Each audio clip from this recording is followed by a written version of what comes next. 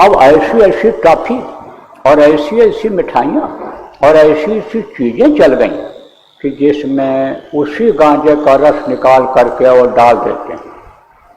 जैसे बेईमान लोग देखो सरसों के तेल में सरसों के तेल जैसा एसेंस बना हुआ डाल देते हैं, डालडा घी में देसी घी का एसेंस डाल देते हैं, वो भी देसी घी जैसा लगने लगता है। ऐसे ही उसमें डाल करके वही नशा जो गांजा में है, वही नहीं बल्कि उसका कई गुना ज़्यादा नशे वाली एसेंस जिसको कहते हो, रस जिसको अन्य समझो कि आप रस कहते हो, जिसका यानी जिसकी अर्क जिसको कहा जाता है, वो अर्क डाल देते हैं। अब देखोगे तो बच्चा क्या खा रहा है?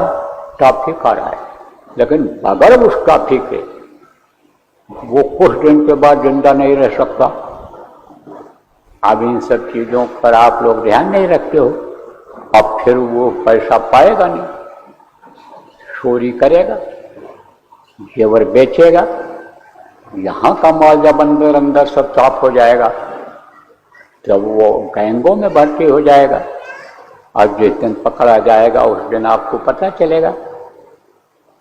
अब इस समय पर ये जो नशेखोरी है भारत देश में बहुत ज़्यादा व्याप्त हो रही है, बल्कि विदेशों में कुछ देशों में तो प्रतिशत में कम भी है, कुछ देशों में तो बहुत है, लेकिन कुछ देशों में कम भी है। ज़्यादातर देशों में नशेखोरी कम है, लेकिन भारत देश में ये बहुत बढ़ता चला जा रहा है। अब आप ये सोचो कि नशे में कोई कुछ कर सकता है? नशे में कुछ नहीं कर सकता।